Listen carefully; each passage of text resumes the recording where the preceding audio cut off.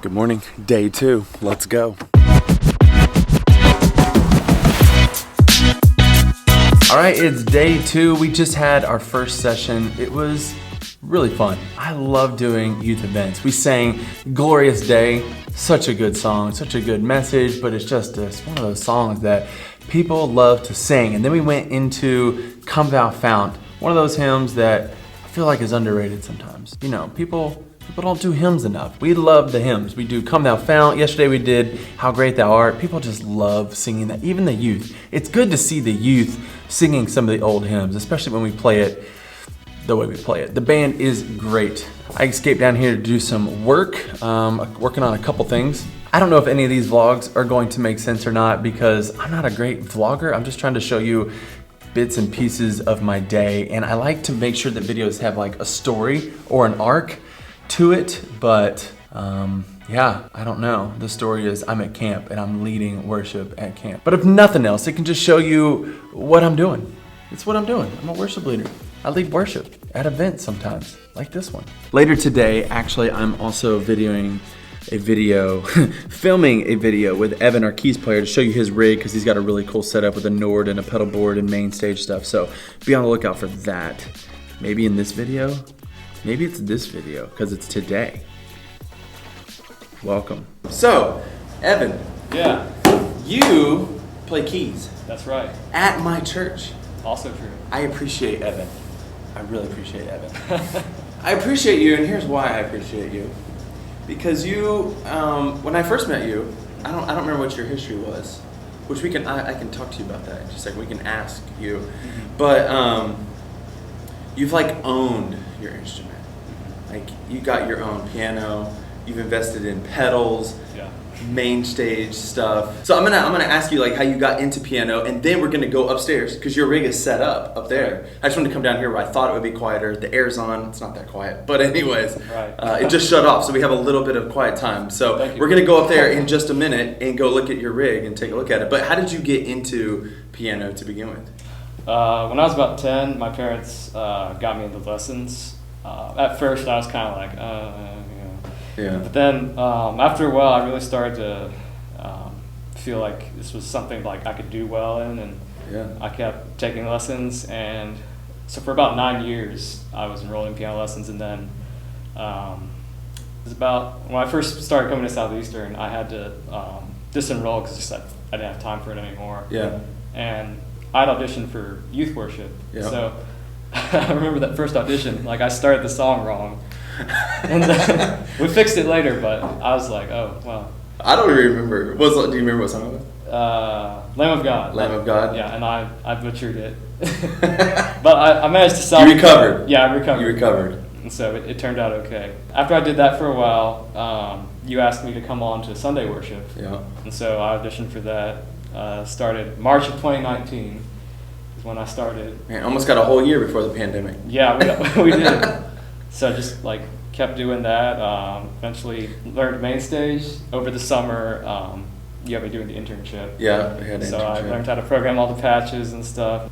We had a lot of. Yeah. Almost every song we did, I think we had a patch for. That's right. So when he was an intern, I was like, hey, just listen to a song, come up with a patch, kind of like how I would do electric guitar. Right. I would listen to the song and think, okay, this sounds like this song, and I would save it as that song. And so that's what he did. We had a whole library, which was super helpful for our volunteers. Yeah. So if somebody's watching this and you have an intern, it's super helpful because we still can use that from time to time where we'll just like, oh, the song has already been thought through. Just drag and drop it into main stage, into Sunday sound. Sunday keys is what we use and have used a lot, and it makes it super easy. So appreciate you doing that. Explain what was going through your mind, the interest in from just playing piano to having different sounds at your fingertips. Like what was that like? Was it like, okay, Jimmy's making me do this, or was it like something you were interested in? So I know when we first started the internship, like I looked at it as like, whoa, this is a lot. But I think after the first week, like you were like, okay, go to multi-tracks or go listen to the song on Spotify. And then like I got after diving into main stage, I was like, wow, this is really fun. Yeah. And so I'd spend however long during the afternoons programming this stuff, and then play on Sunday morning, and it was just I think like just being able to nail the parts from each song, just like sort of opened my eyes to like how fun it could be instead of. Yeah, that's kind of like how it was for me, going from acoustic to electric. I love it. Let's go upstairs. Yeah. Take a look at your rig. Hey, look. Hey. I'm vlogging you, vlogging me. Look at that. Look at that. All right, let's go upstairs.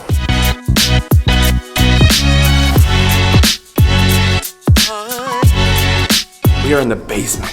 The basement.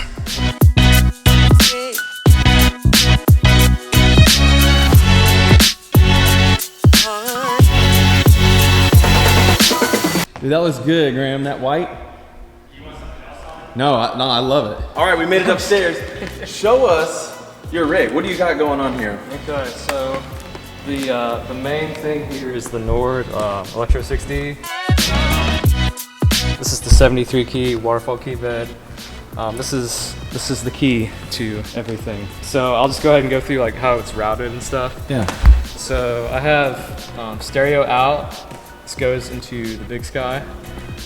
Then I go out of the timeline here, and I go into my interface at the bottom there. This is a MacBook Air 2017, the 13.3 inch, just really basic. It's one I could afford. So, but it's powerful enough to run. Yeah, so it can run like most basic patches. I have encountered problems where I have like a really big patch. Sometimes it'll start to clip, and it actually crashed a couple times on Sunday morning. So in order for like the real more complex patches, you probably need a Pro, just because the CPU load is kind of taxing. If you're running like third-party plugins, you'll definitely need a Pro. It's like Omnisphere, Keyscape, some of that software is really, really demanding. This is the Sunday Keys template from Sunday Sounds. Really, really intuitive template there they've got.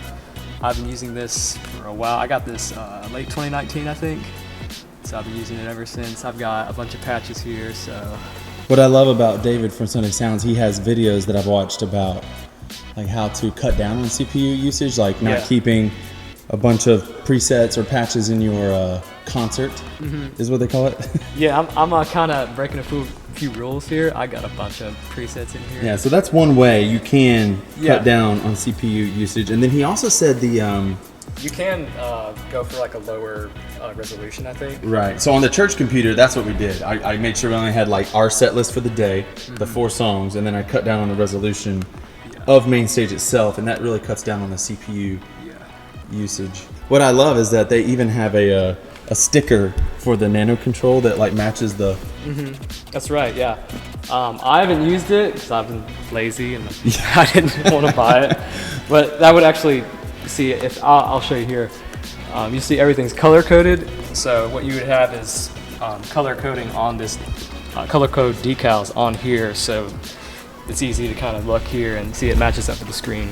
So That's right. You're not just like, where That's right. what does it all do? I was actually so excited about the sticker that's immediately what I bought. I was like, ooh, I'm getting this template and I'm getting the sticker on it. I pulled off all the buttons and put it on immediately because I think stickers are awesome.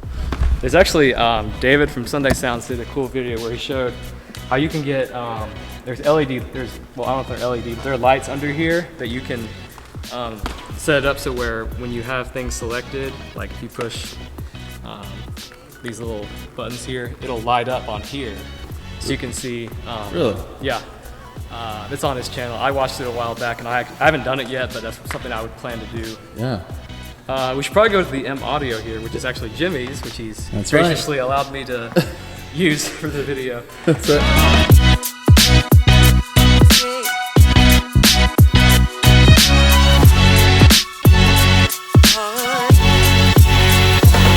So the reason I have this set up here is because with the knobs and faders here, they don't really integrate well with MainStage because Nord isn't really designed for that. But so this integrates really well, so I can map faders here and to control other parameters here that I would need, like the mod wheel, which is probably the main thing you would want, and master volume, of course.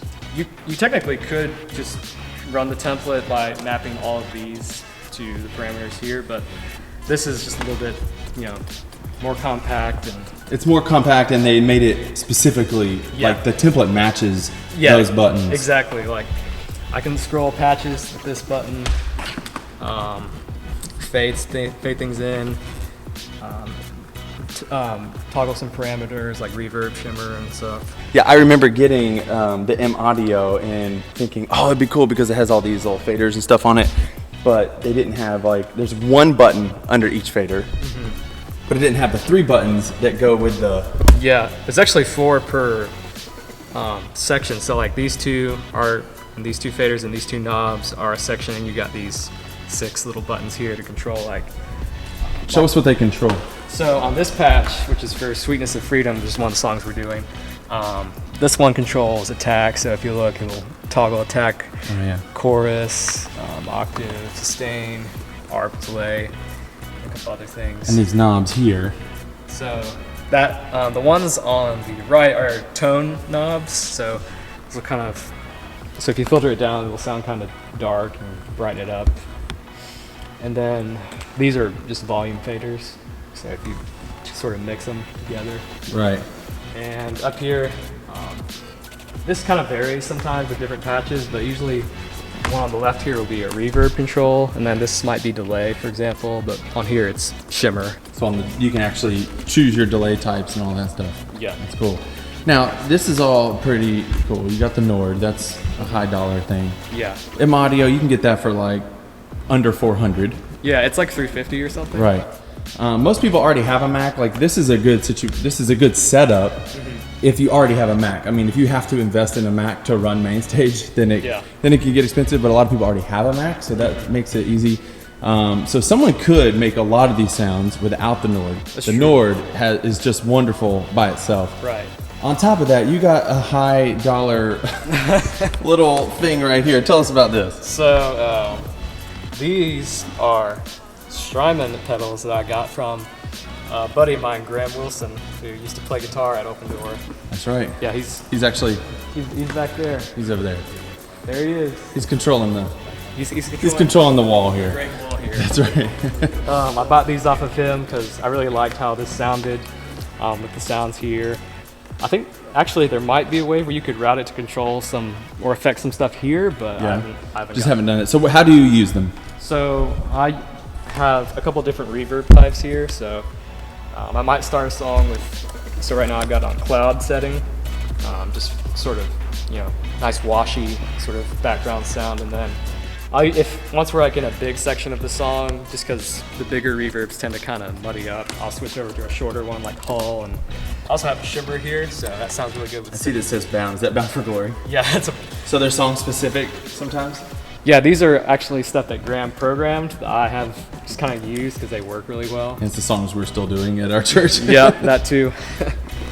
And then timeline, just great for having that extra delay because it has a bunch of different stuff here. It's got reverse, swell, and then the essential stuff like tape, digital, and whatnot. Yeah, we noticed that there is delay, like on your Nord here. That's true. Yeah, there is delay, but it only applies to either the organ, piano, or synth. That's how all the effects are set up. So right now it's on piano, but if you hold down shift, you can shift it over to the synth engine here, or you can put it on the organ if you wanted to. So that's really useful, but it only affects one at a time. Right. And with these, this will affect kind of everything that you have. So yeah, sometimes you may not want to do that, but for some songs it works really well. So tell us about your Nord. This is the Electro 6D. This is the 73 key version. This one I think brand new is like 2,400 or so. Yeah. This which is cheap compared to the stage. The stage, which is like 4,000. Yeah, that one I think brand new is like 4,400. 4,400. Yeah, you can see there it is. Stage 3. This has the full key bed and all the different things. This one actually has 4 outs, which is really cool. So here at this set, what they've got is stereo piano and stereo pad, and they can mix those separately. So gotcha. Get a nice. And that's one thing you can't do. Right. This, but you also save $1,000 more. Yeah, you can save a lot. So. Cool thing about this is actually this was a gift, so I didn't actually have to buy this. It was your birthday or graduation or Christmas or something? It was Christmas time. My whole family was chipped in on that. I did not expect it. I was just like, whoa. Yeah, I was too. I was like, dude, that's awesome. And I was so excited about it. I was like, we got one for our church. Yeah, it's sad that I used it as a controller for like the first couple of months, but once you figure it out, it's pretty intuitive. Yeah, I like it because it's like you said, it's got 3 engines, but it's basically, as a guitar person, it's like 3 pedals. You got your organ pedal, your piano pedal, and your synth pedal. That's how I think of it. Yeah. And your effects, that's right. What I usually do is for most songs, like it's just like a pad and piano. That'll pretty much cover it. You can layer in an organ in as well. You see here, we got the physical drawbars, which is pretty cool. Yeah, I like that. I like that opposed to the digital ones. Yeah, and you can cycle through. This one actually has a rotary. You can select here, and so you can get that kind of Leslie speaker sort of swirly sound. Right. So on the MIDI controller here at the M Audio, what we've got here, this has some drum pads. But what Jimmy did was he mapped all the keys here on the tonic synth. So the tonic is basically like just a droney pad you can have sitting under the mix and stuff. So if you don't want your pad to get too muddy by playing pad and piano, if you have a really busy piano part, you can just put a pad on, hit the key, boom, key of G, and then just play piano and whatever. Yeah, and it adds so much depth. I love that. I love that part. I also love the panic button. Yeah, because if stuff messes up, you can just it shuts everything off. Yeah, I've at least on main stage. I've had to use that many times. Well, man, thanks for letting us look at your rig. Yeah, dude. Appreciate Happy to do it. Yep. See ya. Thanks for having me.